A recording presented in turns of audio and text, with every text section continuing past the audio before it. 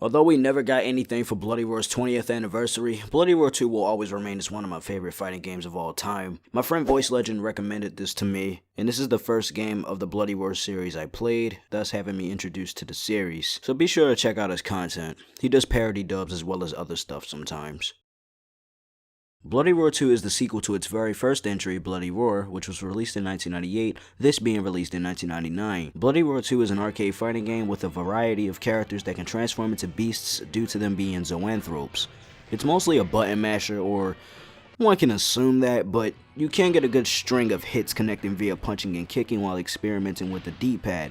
I'll admit, I'm not a master at this game, but I do think I'm alright. You can pull off some crazy stuff in this game. To my knowledge, there isn't even a combo list within the game, so at this point, if you don't have a manual of this game, it's really based on experience and memorization, unless you go online and look up some combo guide or some shit, but whatever. I won't complain about the roster, as this is a fighter on the PlayStation 1 and the graphics kinda overhaul the console a bit, so with what I have, I'm grateful and appreciative. Thankfully, you can't play as God or as Shenlong since they're broken as shit.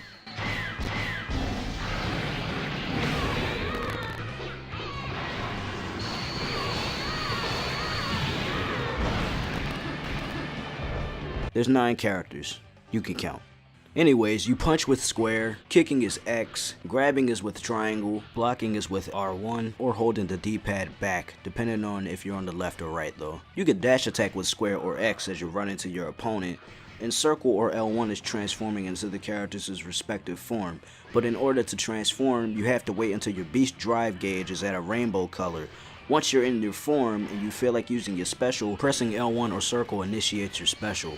But of course, you can't use your special unless your beast drive meter is full or has a certain amount of juice in it. Transforming also slowly replenishes your health, but when you get hit, your beast's special gauge will decrease when taking hits. If you don't use your special in time before it's blue, your opponent just may knock you out of your beast form. During a fight, if you get knocked up in the air or hit really hard to the point where you go flying across the stage, you can recover by pressing square and X at the same time. If you're falling mid-air and your opponent's still attacking you even after you've recovered, you can block while falling down.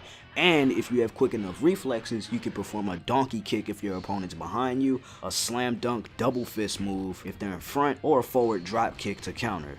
Think of it as teching in Smash 4, except right after the tech, you can block and attack, instead of just rolling forward or backwards. You can also transform to counter your opponent if they're not blocking while in front of you or if they're running towards you. You can sidestep in this game to mix things up with your opponent, but for some reason on the home console version of this game, on arcade and story mode, you can't do it. So if you plan on picking this up and fighting a friend or all of the CPUs, but want to get some good mix-ups and fights, I'd recommend going to custom, turning sidestep on, then battling all of the CPUs.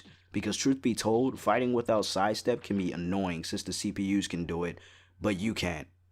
It's really irritating. Now there is a story mode, and once you select story mode, you're introduced to a surprisingly well animated but compressed FMV opening for the story mode. Then you have a choice of selecting one of those characters. Each character has their own perspective, however the plot here still actually works for every single character, because no matter which character you pick, they're all trying to take down the Zoanthrope Liberation Front, or ZLF for short, which is an underground terrorist organization advocating for global dominance by Zoanthrope superiority. So now it's up to you to create a new era of peace. Once you fight your way to the main villain, most likely Gato, after getting your ass whooped Lord knows how many times, the respective character creates a new era of peace and the end. I'll admit, even though there's no voice acting in these cutscenes, I honestly got a little kick out of the dialogue, and I do rather find it fun to try to get an idea of how the characters are, letting my imagination go freely, especially with how they act in certain situations, cause the writing isn't too bad. I just wish there was voice acting and music in these.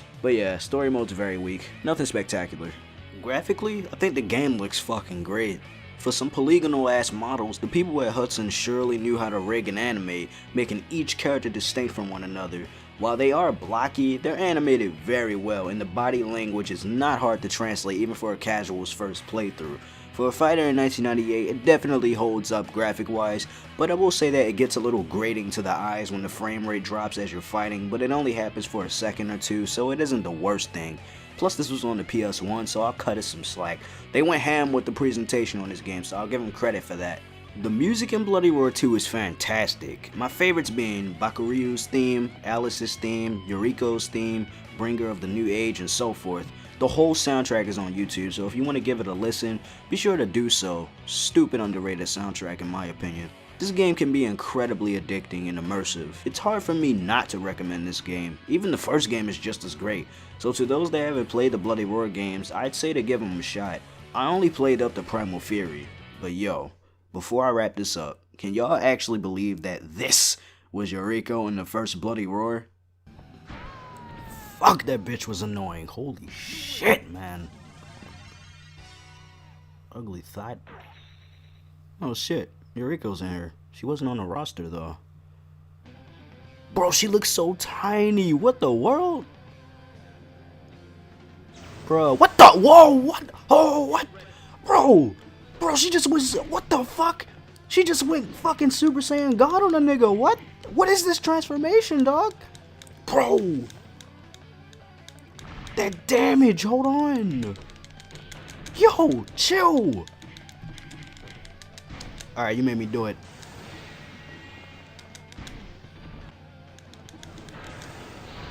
What the? Oh, whoa, whoa. Bro, what is that? What is that? This can't be the same character, dog. Bro, what the fuck? Oh my lord. Dog, this is insane. I just got tossed.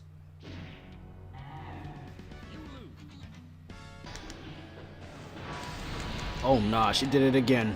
She done did it again.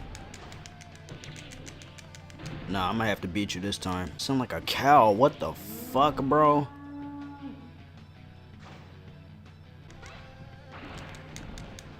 Oh my god, dog.